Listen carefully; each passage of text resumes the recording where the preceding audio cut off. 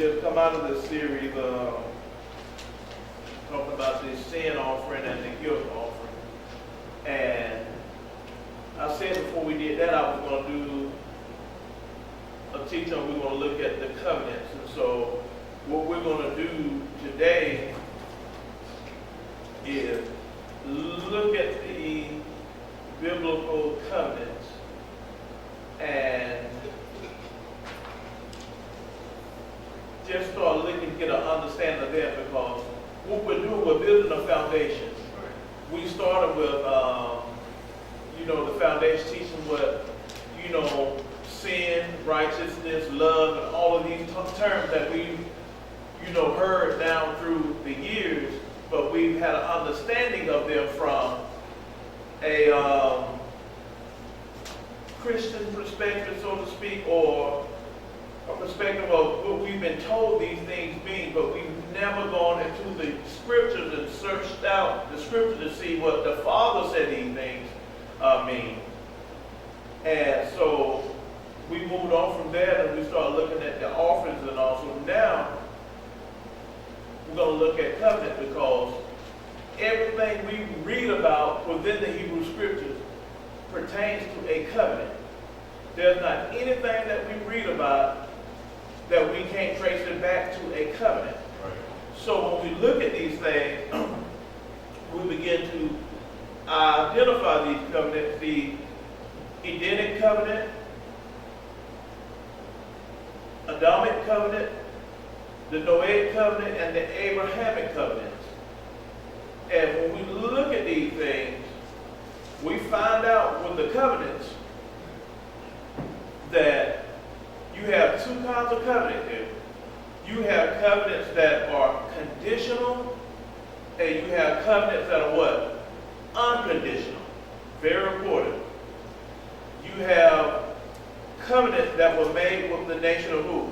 Yashra'al. And not only you have to be able to recognize the covenant, but you have to be able to understand and recognize the principal timing of covenants. Not all covenants have been fulfilled or fulfilled at the time that they were given. Some of them were based upon prophecy and future events when it would be filled or fulfilled. Okay, so when you look at the covenant, always the first thing you look at the covenant itself. The next thing, the parties what? That are involved in the covenant. Very key, very important. Because this is what has caused a lot of people to go out in left field, not knowing the parties who were involved in the covenant. With Torah being our foundation, so if all of these covenants that we can read about were established in the Torah, when it comes to future events, now if somebody comes with something different, all of a sudden, now there's a covenant that involves someone who was never mentioned in the origin or the beginning or the foundation of that covenant. What should that do? Draw a red flag. That should draw a red flag, y'all. Because all of a sudden, because one thing the Father does not do, he does not come out of left field with something new. It doesn't work that way. Everything that he has established is set in stone, you know what I'm saying? And it is what it is. So when we look at these covenants, we are going to be able to identify some things, and it should help us to build some foundational knowledge on the importance of covenants and why they were made with a certain group of people, and the consequences of disobedience, and show what happens when you're obedient to the covenant. So when we think about a covenant, what you will find out is that a covenant is what? First of all, what is a covenant? Agreement. Okay then. Somebody said contract. Good. Somebody said a what? Agreement. Agreement. Or more so a binding agreement. An agreement. There's also proposing acceptance. Say it again now. Proposal And and acceptance. acceptance. Yep. Proposal, acceptance, exactly. And also, when you go look up covenant, you will see the word pact. You know, you make a pact with someone. Right. You also see the word confederate. Because what you have to understand, just like Yahuah has covenant with his people, or you can see anti-covenants associated with Shaitan also. But that's going to be another lesson, because you'll see every covenant that Yahuah established with his people. You can see how Shaitan has an anti-covenant that causes people to do the opposite. So, when we look at now, when we go to Bereshit 12, verse 1 through 3, let's look at that. Bereshit of Genesis, the 12th chapter, verse 1 through 3.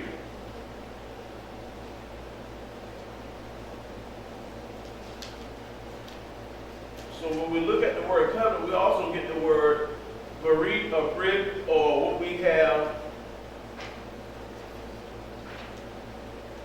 what is called, when we read the New Testament, it's called what? The New Covenant. And also when you look up covenant, you'll see that word testament. That's very, very important. You'll see the word brit or brit. When we start looking at what is called the New Covenant. And this is where a lot of confusion comes in. Also, you have a select group of people who call themselves Britons. And you have a group called the British Israelites, who say they trace their lineage through the Anglo-Saxons all the way back to King David.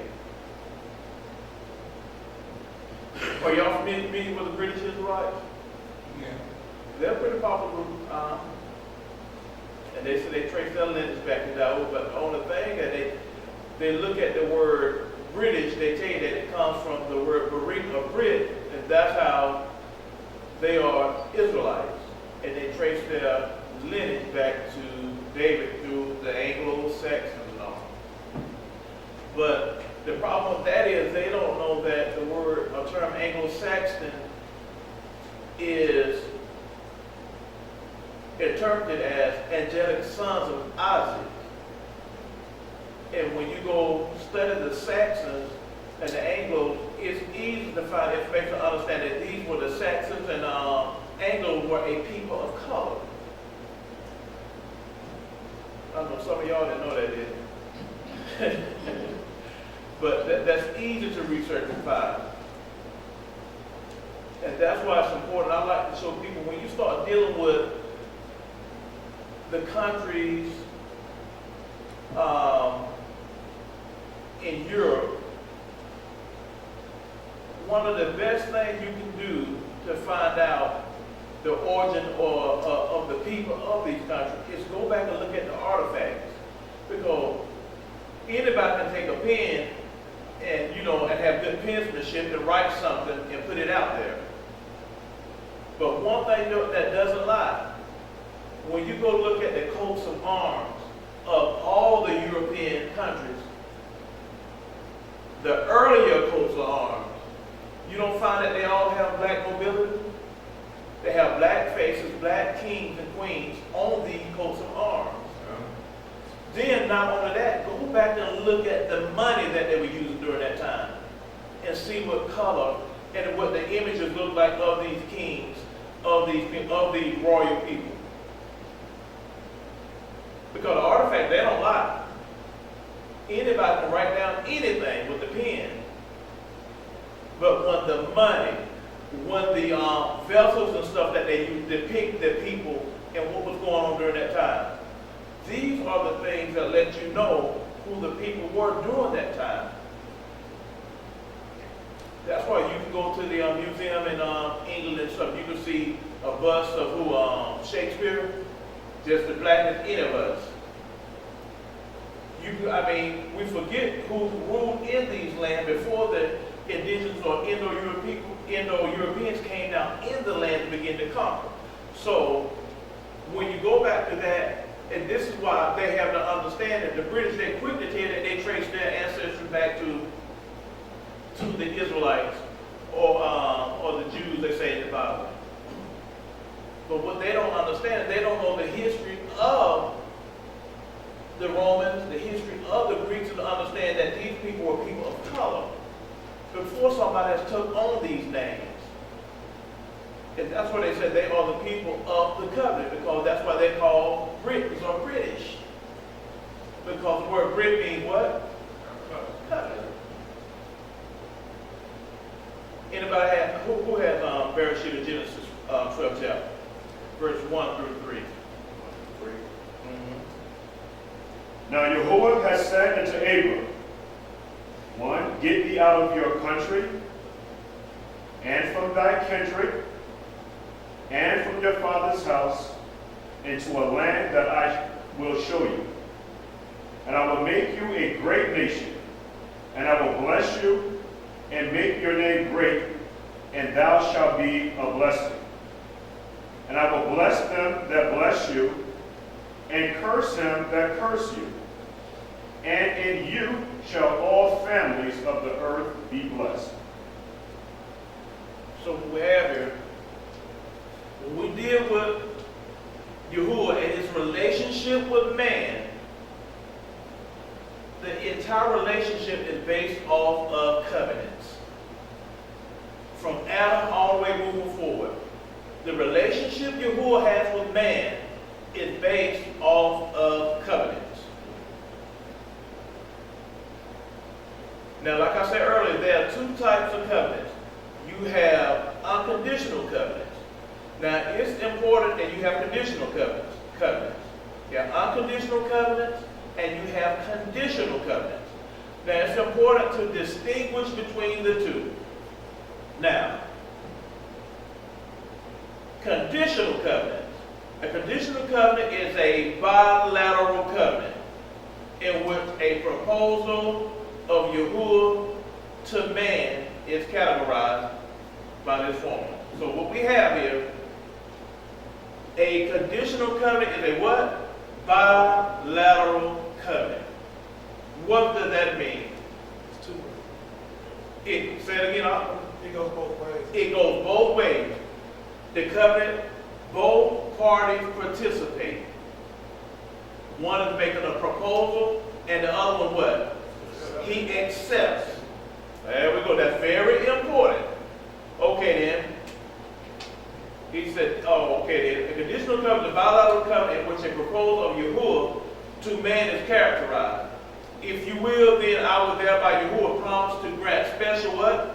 Blessings to man to fulfill certain conditions contained within the covenant. Our failure or man's failure to do so often results in what? We're a prime example of it. Curses. Curses. And what would be a more common word today? Curse. Punishment. Not obliging to the obligations stated within that covenant causes what? For punishment. Okay then, thus one response to the covenant agreement brings either blessings or cursings. Just like what the covenant he made with us at Sinai, Israel understood when they entered into that covenant. Did he just give them a covenant and say, I'm going to do all these things for you? You just sign right here? Or did he explain to them the consequences of what was going to take place if they disobeyed the covenant? He told them, if you adhere to the words that I've hearken to the words that I've spoken to you this day, be obedient to the law, statutes, and commandments. He told them they will be what? Blessed above all nations. They will be blessed. He then told them, he specifically explain to them what would happen to them if they disobeyed the covenant. It's very important for us to understand, because a lot of, like I mentioned last week, a lot of times in the nation of Yashra'al, we fail to accept the blame for what happened and for the conditions that we are in today. We want to accept responsibility and for all that we have done. We contributed to our own condition that we're in. We like to blame a lot of people, but the people in the nations or the belt, he just used to whip out behind with. You can't blame the belt. That's just like your parent whip you. You're not mad at that switch. You're not mad at the belt that they're lashing you with. Who is your anger towards? Your anger is aimed towards the one who's doing the swinging and the lashing. So what we see here is he told us there's conditions within a covenant. So obedience brings the blessings, disobedience brings the curses or the punishment. And that was conditional. The second type of covenant we said is unconditional. Unconditional covenants. An unconditional covenant is a unilateral covenant. And is a sovereign act of who? Yahuah himself. He unconditionally obligates himself to bring past definite blessings and conditions for the who? Covenant people. Now, a prime example of an unconditional covenant is the covenant that he made with Abraham. Now, when the two pieces of meat were set apart and one had to pass through the covenant, now both parties should participate or take part in that. But the covenant with Abraham, you notice that what? He put Abraham what? Sleep. He did a trance. He was asleep. And who walked that covenant alone? Yahusha did himself. So no matter what the nation of Yashra'al does, guess what? That covenant is unconditional. Because no matter what the nation of Yashra'al does, who has to keep their word and keep their part? The Most High. This is why out of all of Israel's wickedness, they were never utterly destroyed or never done away with. Because there are covenants that the Mashiyach, the Father, allowed Mashiyach to take part and walk himself. Because guess what? He can't falter on his word. His word has to stand true. He can't lie. If he promises to do something, guess what he has to do? He has to do it. So by him walking that covenant alone, Israel would receive and always be benefactors of that covenant because it was unconditional. He promised to do this for them. And also we see that with Abraham being asleep during that covenant, it was also a sign or a prophetic prophecy of the future state and condition that the nation of Yashra'al would be in.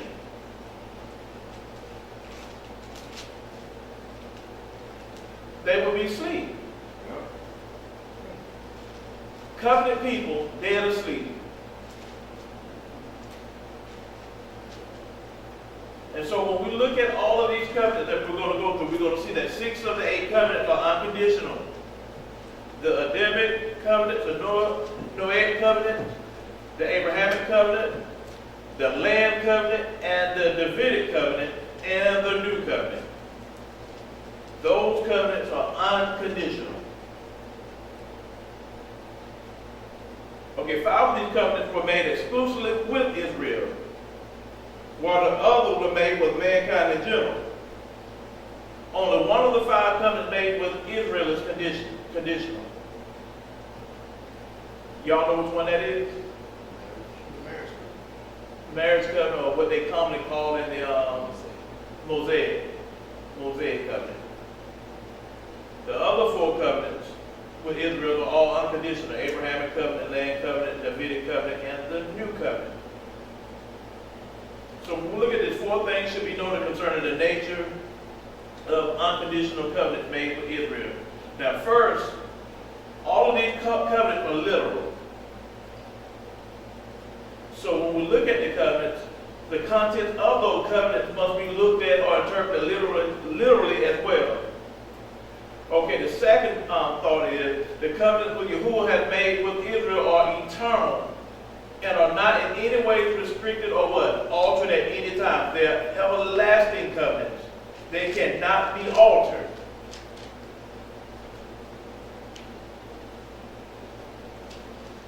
You know, people quickly say that he doesn't deal with Israel more. He put them away. Okay, the third covenant, it's necessary to reemphasize that all of these unconditional covenants that were not abrogated because of Israel's disobedience. Nothing happened with those covenants because of Israel's disobedience. Why? Because they were unconditional. Got one student paying attention to class. No, I'm just kidding. Because they were unconditional. So because they were unconditional, they were totally what? Dependent upon Yahuah himself to fulfill. So if they're totally dependent upon Yahuah himself to fulfill, what can be expected of them? That it's going to get done. No matter what condition you see the nation of Yashra'al in, no matter how low they may be, no matter how impoverished they may be, trust me, believe me, all of those things that he said that he was going to do and he was going to fulfill, is going to be fulfilled with the nation of Yashra'al. And when we look at these covenants, when we teach in here, when we teach people to examine the Hebrew scriptures, one of the most important things we always push first, we always tell people to do what? Examine the Hebrew scriptures from what? A Hebraic perspective. That's very important. Because when we look at these covenants, if we examine it from a Hebraic perspective, when we look at the covenant, we're going to see that these covenants were made with a specific people. Who are these people? It's not a trick question. It's Israel. I can't get no other participation in there, guys. Okay, then when we look at these covenants, they're specific to a group of people. They pertain to a group of people. Let's further back that up. Let's go to Romans 9 and 4. Let's see what the Apostle Shaul has to say. And we're going to ask our Coty Miriam if she would get that. And we're going to ask Robert Luke if he would to get Ephesians, the 2nd chapter, verse 11 to 12.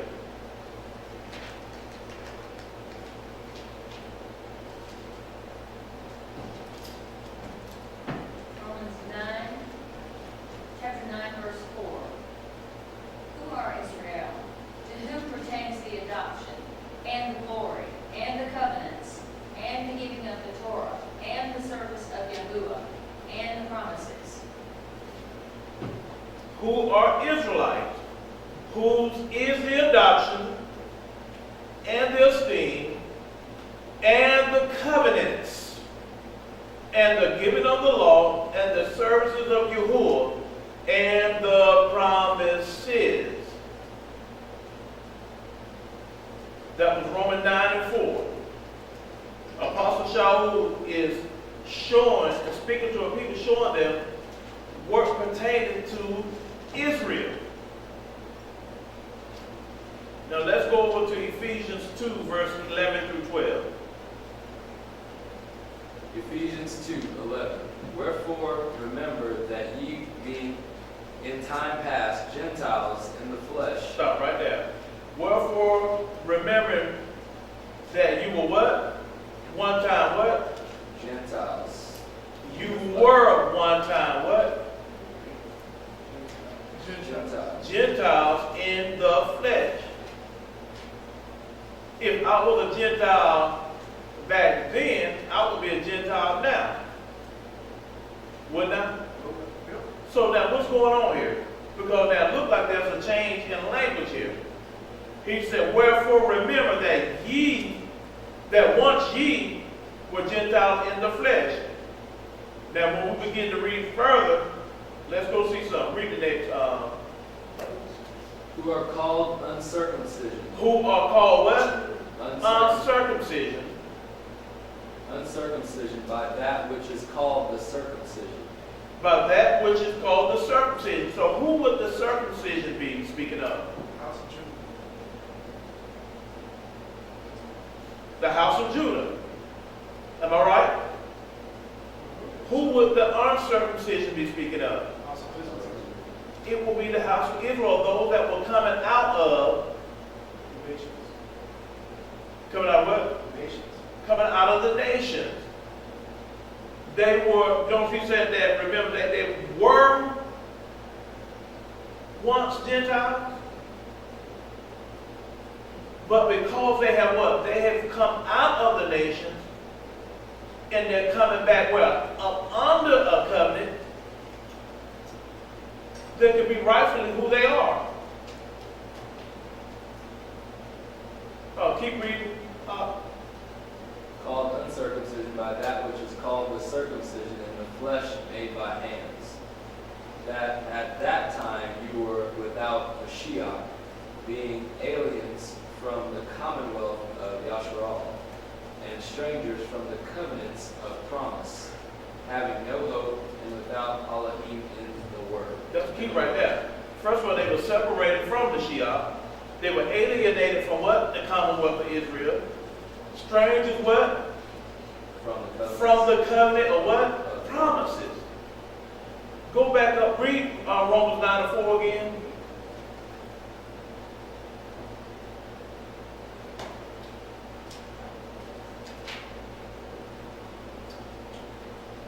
Romans 9, verse 4. Who are Yashra'al, to whom pertains the adoption, and the glory, and the covenants, and the giving of the Torah, and the service of Yahuah, and the promises. Okay, do we not see covenant and promises right there? It'll tell you who are Israelites, to whom pertaining these things. So do you think Apostle Shaul would say that in Romans 9:4, then come over to Ephesians in a different letter and say something totally different when he talks about being alienated from the commonwealth, strangers of the covenant, of the promise, and having no hope? He's talking about the same body of people who's the nation of Yashra'al. So when we start looking at these covenants, we always have to keep in mind who they are made with. So we won't get into what we call replacement theology, to have an understanding, a teacher that's all over the place. Never line it up. Okay, the principle and timing of the provision.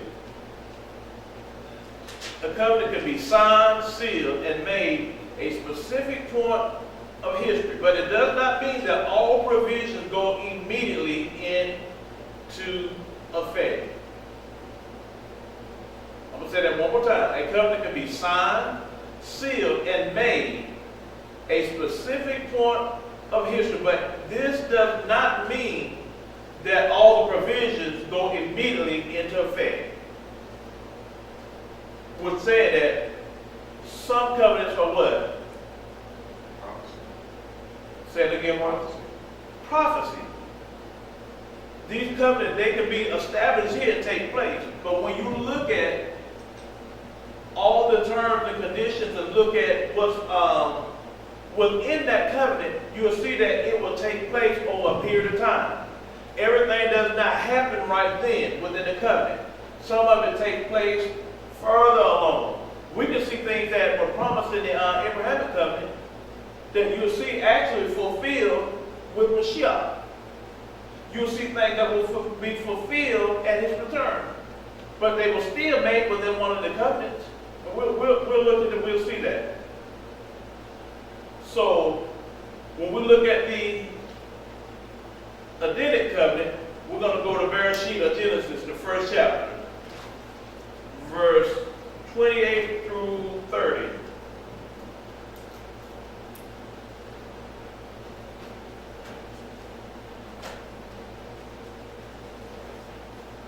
The Edenic covenant. You said 28? Yes, sir. Bereshit of Genesis 1, verse 28 through 30.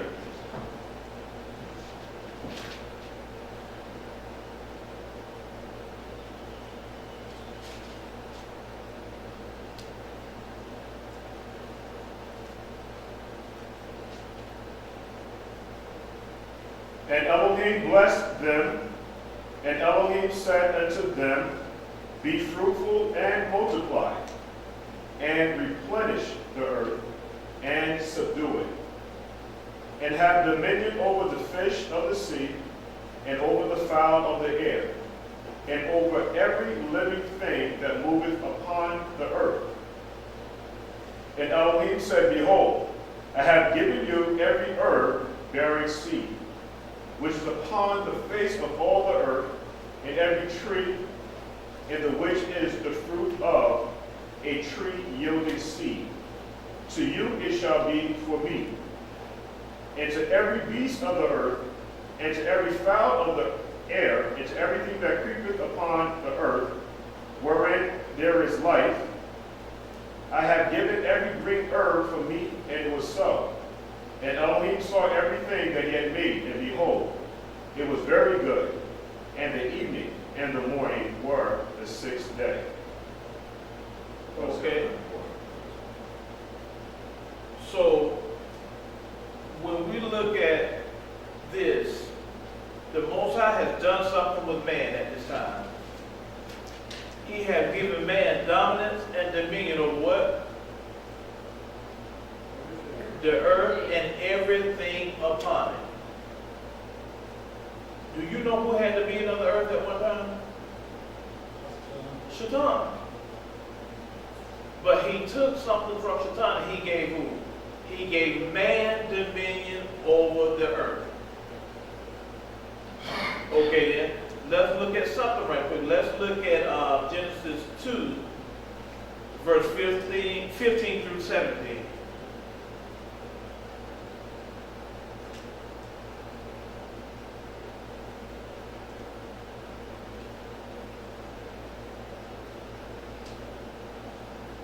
Bereshit 2:15.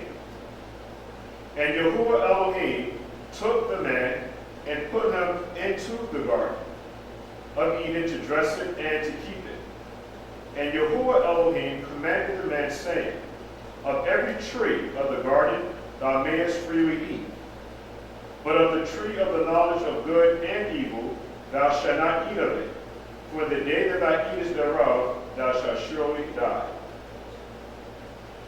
So what we're looking at here, we see a covenant here. The Most High has given them something. He's given them an abundance of something, if we look at it correctly. But he gave them conditions also. This garden is yours. You can eat anything in it except for one thing. Don't partake of what? The tree of knowledge of good and evil. Was that not the condition of some terms given here? The garden you possess, you have this garden, but here are the conditions of everything you need has been placed at your feet. Everything you need. But there's something here. Don't you bother it. Don't bother it. If you bother this, what's going to take place? You shall surely die. We see an agreement here, and and we see conditions.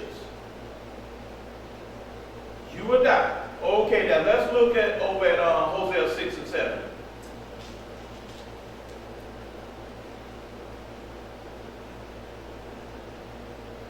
And also, more, you know, that word command is very interesting. Mm-hmm. It's the Hebrew word suah, and it means to command, to charge, to give orders, to lay charge. This is the word Hebrew word study. To lay charge, to order, to give a command. And so we get, like you said, we see this agreement, or this contractual agreement between two parties taking place here about the tree of good and evil. Two separate trees here, so we see consequences like we talked about earlier. In this, we have to go under a bilateral covenant between two parties. And this agreement being made between Yahuah and Adam here. Kind of interesting. And you notice, like you said, that word, for the Hebrew word suah, which means command. And that's why it's very important to see that when we talk about Torah, Torah just simply means instructions. Did he not just give Adam instructions?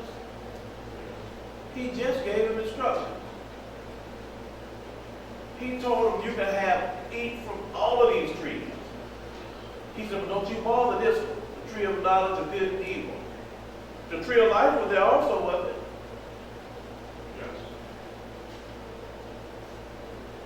Why did they make it to the tree of life? Why were they not allowed to eat from that tree?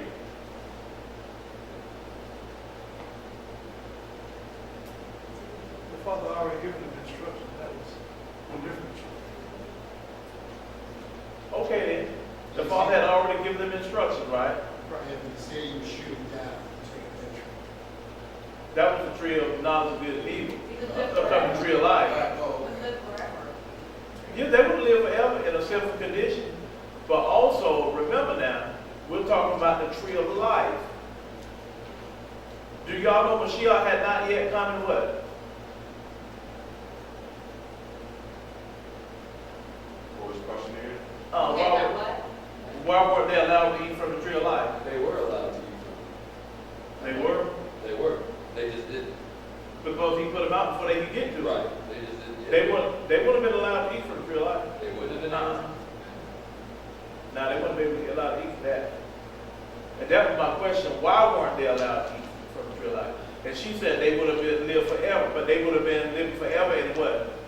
A sinful condition. But also, remember, Mashiyach, Adam had fallen, right? What was required for sin? Atonement. Atonement, right? But if the tree of life is there, they can eat from any tree. Uh-huh. So the tree of life is not there. In the tree of life of heaven, they couldn't eat from it. But you just said, you just read it. Yeah, but there was nothing to eat, yo. Think about what I'm saying. Why couldn't they eat from the tree of life? What's required to atone sin? Blood. What was the whole role and purpose of Mashiyach? To give his blood for something. Yeah, because the fruit of that tree hadn't been produced yet because he had not come and died yet. How could anybody receive eternal life before Mashiyach himself? He had to die first. The fruit of that tree had not been produced yet. He had to come first.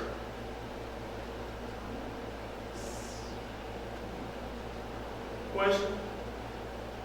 So what would have happened in the event that Israel had not been in a condition that he needed to come and die? Because the way you say Say it again now. what would have happened to that tree if everything had gone according to plan and there would have been no need for him to come and die to bring him back to something. So then the tree would have just been blank or barren the whole time. Well, we know that was impossible, that wasn't going to happen. Because that was because the Lamb was saying what? When? Before the foundation of the world. It was all, that was just given. They were going to be in the condition for a redeemer or need someone to atone and redeem.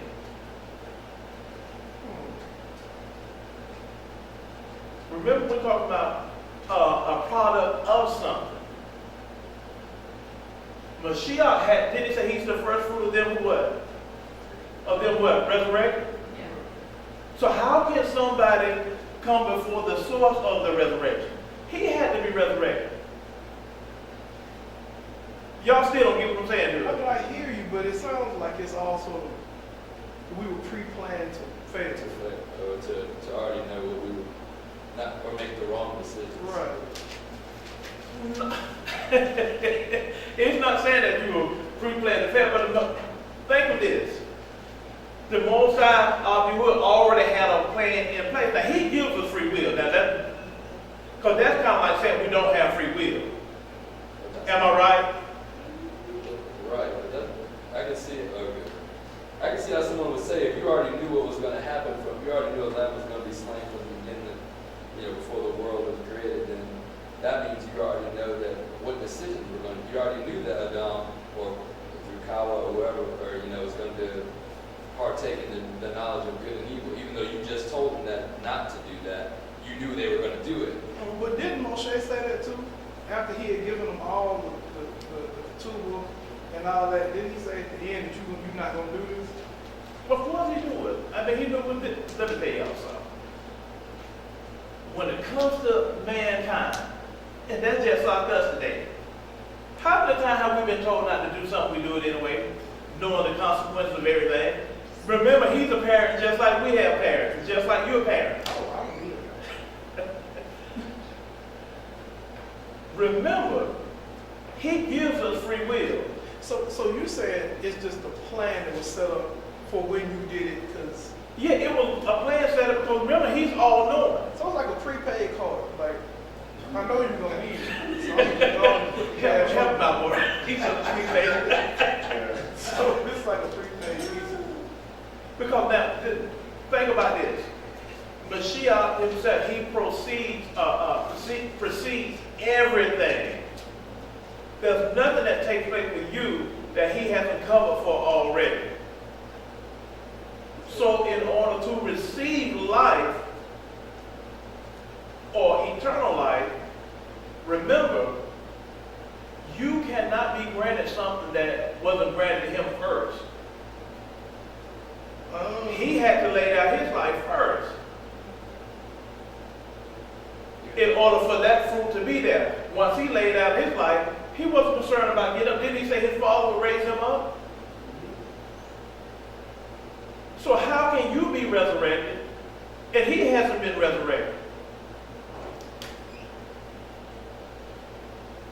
Right, he's got to be chief in all things. Exactly. So that fruit has to be produced first.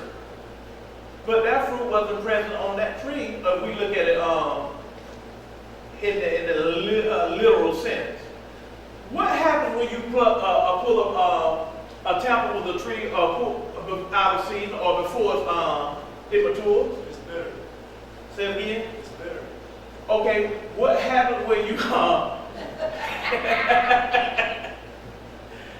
it's kind of like if you go put it on the tree and stuff before there's any fruit, or is there going to be any fruit? Ain't gonna be no fool. Is there not going to be any fruit?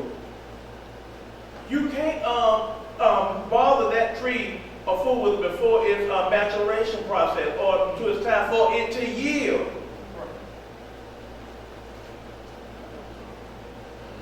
Well, that makes sense.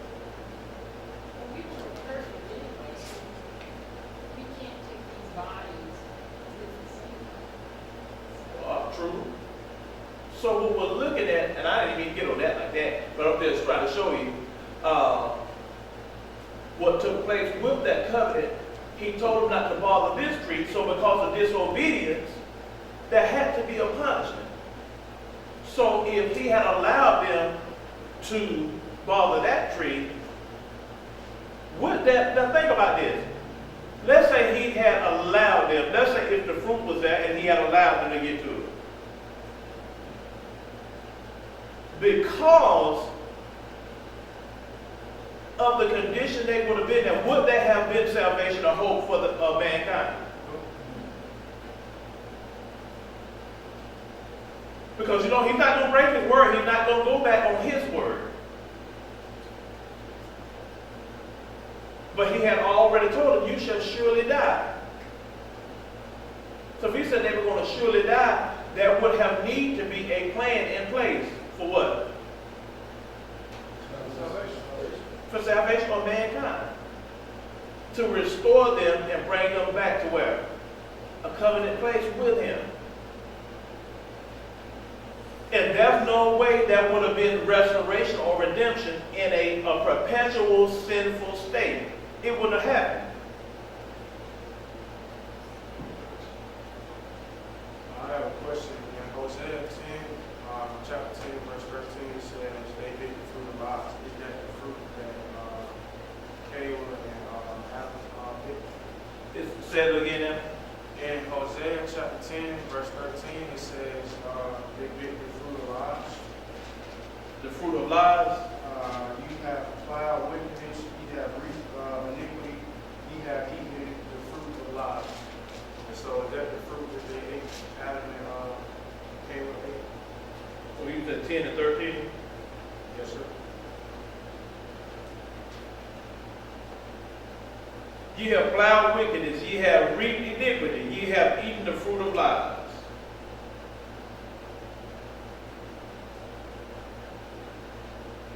Well, when we see that, let's this we can take me all the time, but let's deal with this. When we talk scripture here, when you're looking at this stuff, everything is metaphorically speaking. So, when we look at a tree, let's look at a tree first of all. Would we be talking about a literal tree here? Or would we talk be metaphorically speaking of a tree? Supposed to be counsel. Right. So what you will look at is, remember he said Israel played the harlot under what? Many trees. It said Israel played the harlot under what? Any tree or every tree. Yeah, every green tree and every grove. So was Israel a physical harlot? And did she play the harlot under a physical tree? So when you look at the word tree, it's metaphorically speaking, it simply means what? Counsel or doctrine. They were given good counsel in the garden, and they were given bad counsel. Good counsel is, don't you eat from this tree. If you do, you will what? Surely die. Good counsel. Bad counsel is, or you won't surely die, but you will what? What did Shaitan tell will happen if they ate from? They will be what? You will be likened to the Most High. Now remember, the one who he had a relationship with told him. The one who walked in the cool of the evening with him told him, what? Don't you eat from this tree. If you do, Adam, you're going to surely die. Good counsel.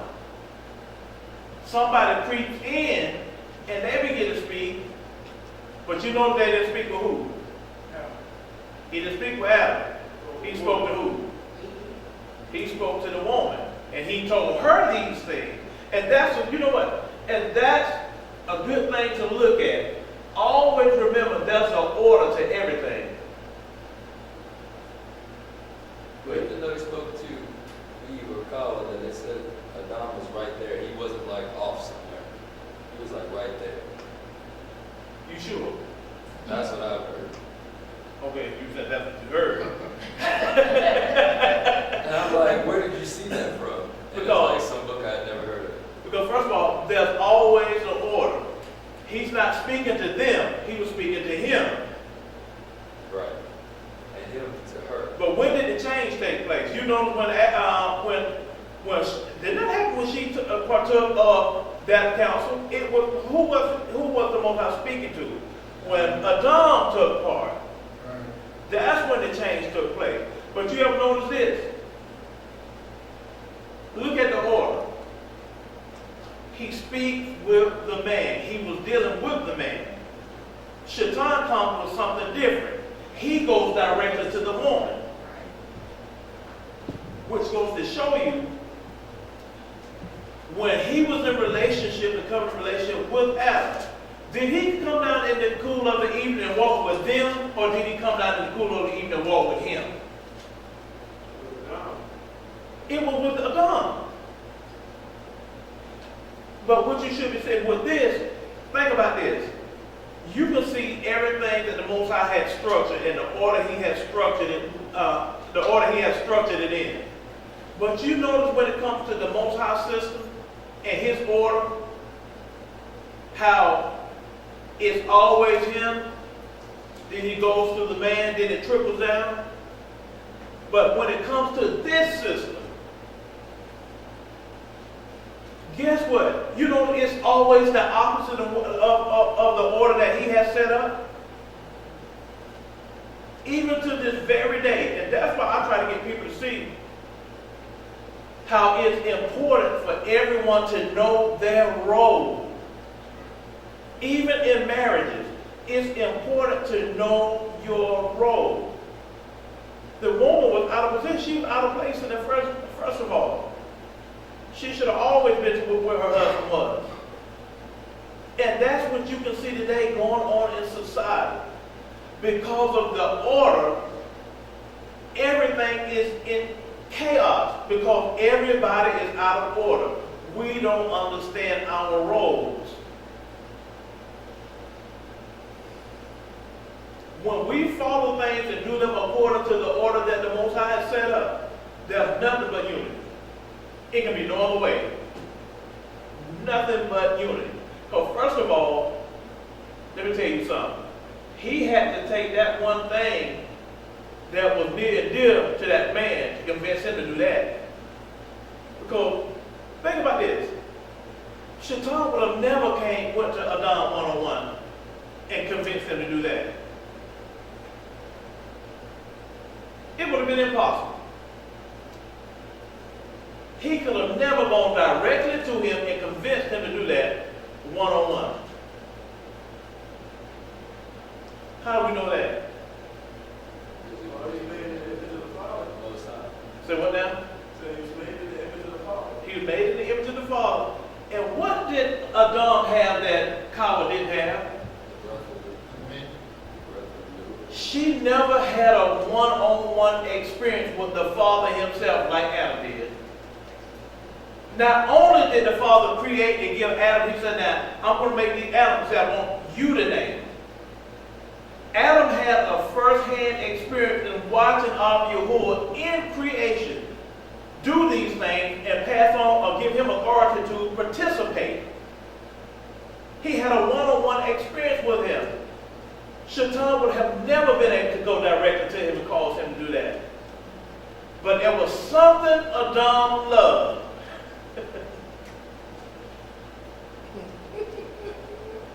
Y'all got quiet on me then, because y'all know them. I ain't gonna say if there's anything, but if there's anybody that can call and persuade a man, what is it? That woman. The woman. Because one way to break something down is what? You know how you break a chain? You go to the weakest link. Didn't it say women are the weaker what? Vessel.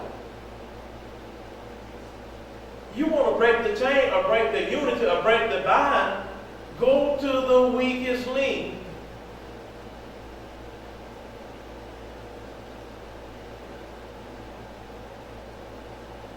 Enough of that, let's move on. Okay, go ahead. When you go to actually Genesis, the first chapter, verses 14 to 15, as you know, we look up that word, season is the word moed. And so we know that the salvation plan was already set up from the very beginning, for Adam and for us also. And also what we find interesting, again, a salvation plan already existed before the creation of the land.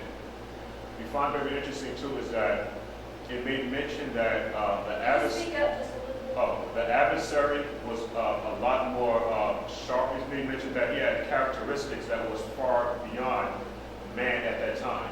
He said he was more subtle and more crafty and more wicked than any creation that the Father had created. So he did have that edge over Adam, okay, because the adversary at one point sat in Shamayim, in heaven.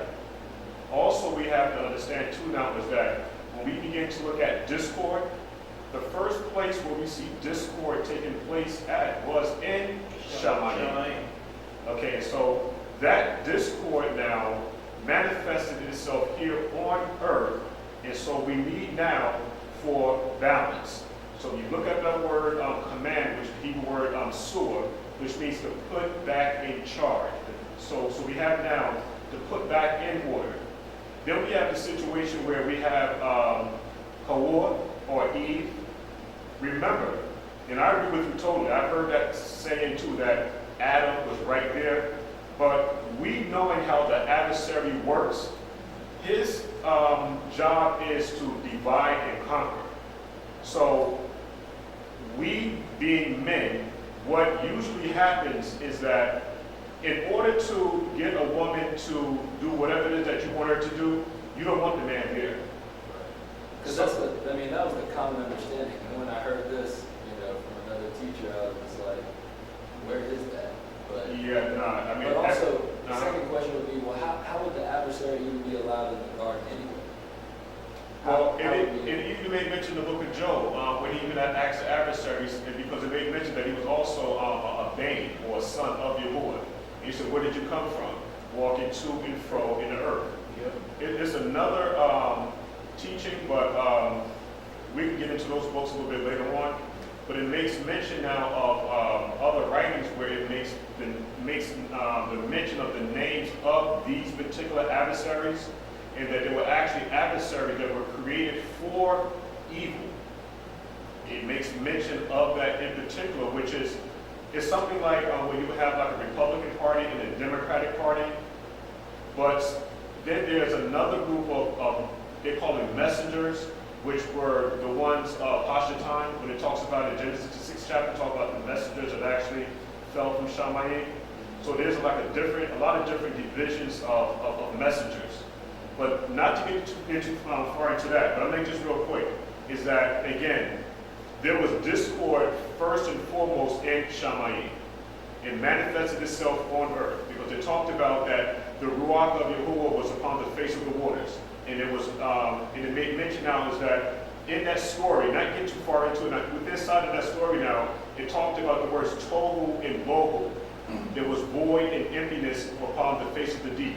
There was mass confusion. And so it talks about then where there needs to be now like a separation. The dry land, and it talked about the earth, which is something else. But I'm trying to bring out here now is that in order for there to be harmony, there needed to be a separation. And so with inside of that separation now, we have now the Hebrew word suah again, which means to place back into order. And that was Adam's position in the earth, was to set things back in order because of where Adam was actually at. When you look at the word Eden, it talks about a garden of delight. So we now have Adam now living in a particular like biosphere. But everything outside of the biosphere, it made mention now, it was all discord. Because it made mention now, outside of the garden, it was nothing but thorns and bristles. But like you said now is that we have a situation now where we have Pashatan, which is more crafty, he's more intelligent than any other being that the Father had created. And this adversary now spoke to Eve. He was trying to make a covenant with Eve, not with Adam. It never made mention for Eve to share this information with Adam. So now we have two situations going on here now. Being that this woman now has the ability to reproduce or produce now, it goes now back into Genesis, the 3rd chapter, verses 15 and 16, where it talks about her seed and his seed. And so now we have the pronouncing of the curse, like Morey is talking about, the conditions of breaking the commandments, where we now have adversary seed and Adam's or Yahuah's seed. So if that helps out any. And then Aki, he brought out the book of Hosea, the 10th chapter, real quick. He wanted to know whether or not we can actually use chapter 10 and 13 to reference what happened in the garden. It said now, you have plowed wickedness, you have reaped iniquity. So did this actually happen now as a prophetic shadow picture to Adam and Eve in the garden? Because you know that the Father is speaking to us in agricultural terms. Right. So if he says now, you have plowed wickedness, which is, of course they did. You have reaped iniquity. Yes, they did. When they ate from the tree of good and evil, they did. You have eaten the fruit of lies. So the fruit of lies, if you know how the adversary works, he mixed the truth with a lie. And so he actually did do those things. Long story short. I didn't mean to you're good. Matter of fact,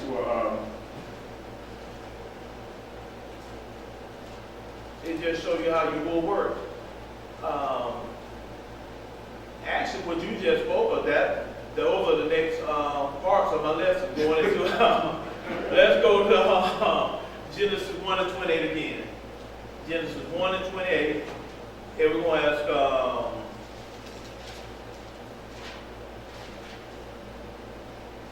Moshe to get Ezekiel, the 28th chapter, verse 11 through 19.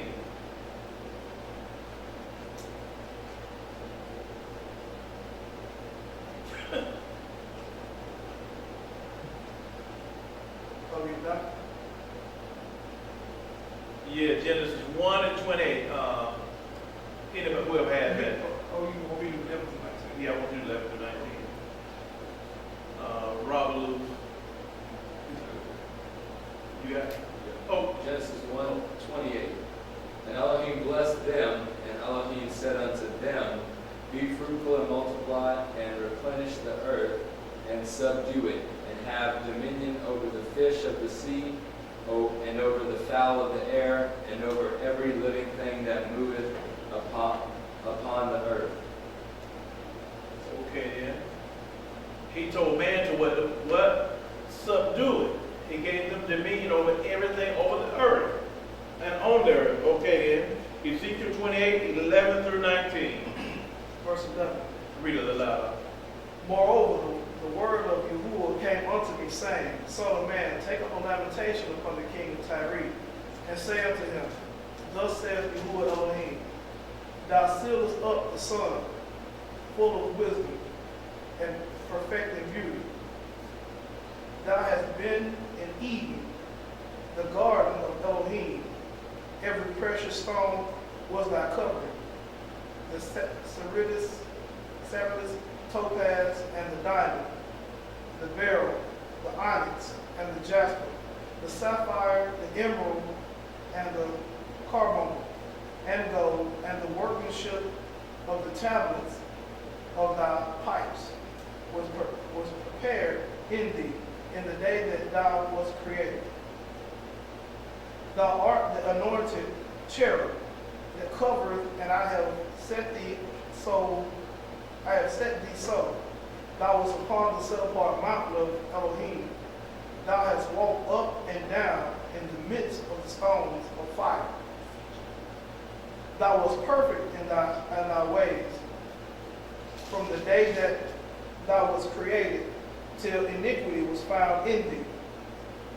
By the multitude of thy merchandise, they have filled the midst of thee with violence, and thou hast sinned. Therefore I will cast thee as profane out of the mountains of Elohim, and I will destroy thee, O covering cherub, from the midst of the stones of fire. Thine heart was lifted up because of thy beauty. Thou hast corrupted thy wisdom by reason of thy brightness. I will cast thee to the ground. I will lay thee before kings, that they may behold thee. Thou hast defiled thy sanctuaries by the multitude of thy iniquities, by the iniquity of thy traffic. Therefore will I bring forth a fire from the midst of thee. It shall devour thee, and I will bring thee to ashes upon the earth in the sight of all them that behold thee. Verse 19. All they that know thee among the people shall be astonished at thee. Thou shalt be a terror, and never shalt thou be any more. Hallelujah. We see now, we're looking at the fall of Shaitan. Now, he lost his authority over the earth. So when we go back and look at Bereshit, Genesis, the first chapter and the second verse, it says the earth was what? Void and without form. Now think about this. Do y'all think the Most High ever created anything that was void or without form? So something had to take place, right? And so this is where you see between verses 2 and 3, you have to know that something took place and there was a change that came about. And it's very important to see that, or you'll get lost with this story. If you don't know something took place between verse 2 and 3, that was a change that came about. Because he tells us, beneath and or below and above the earth was what? Water. Am I right? So did Morris just tell you that there had to be a balance, a separation of the two? So what happens is now, what was given to Shaitan at one time, or he had dominion over, now man has been given charge or put back in charge to subdue and take over this thing. So you had a question up? Sorry, where would you do that? Coming out of English and going to Hebrew, when it said void or without form, and then and seeing what those terms, what they mean. That's it. Okay. We'll talk. Go ahead, I mean. This is interesting. In my personal studies, I was taking each individual letter from Bereshit, from the Hebrew, and taking the pictograph of it. And you can actually see that there was a consumption of, or destruction of the worship of a monument from the beginning of Bereshit. When you actually take each individual letter of Bereshit and use the pictographs, you see a story starting to unfold from what happened. It's interesting that you're bringing this up. This is completing the puzzle. Because I got stuck. I couldn't figure out how to place this together. But this here in Ezekiel is actually making it come out. Oh yeah. And see, when we look at this, you always have to think, whatever the Most High created and what He made, did He say it is beautiful? So you have to know right here, what would have happened, what would have been the cause of the earth to be void and without form and to be covered in darkness? Yeah, you didn't have to worship the light. We may have destroyed it and start over. So, yeah, so what has happened here is Shaitan has done something, like Maureen said, we don't even talk about those other mighty ones that were given to us. Matter of fact, I had a book, I don't know if I still have it, how it talks about these fallen ones, the mighty ones that were given charge to bring about certain, I guess I could use the term destruction or whatever, but we know something was going on. The earth was in that condition for a reason. It was in that state because of Shaitan. But this is why he gave what? Man, so if you know from what Morey saying that the first sign of disobedience and what's that term you use, Morris? Discord was in Shemayim, and he was cast out of there. So now by right, if he's on earth, that same discord is going to take place there. So with the creation of Adam or man, now he's put man or a particular man in position to do what? Set it back right. To set it back right. And we're going to stop right there, and we're going to pick this back up next week if we run out.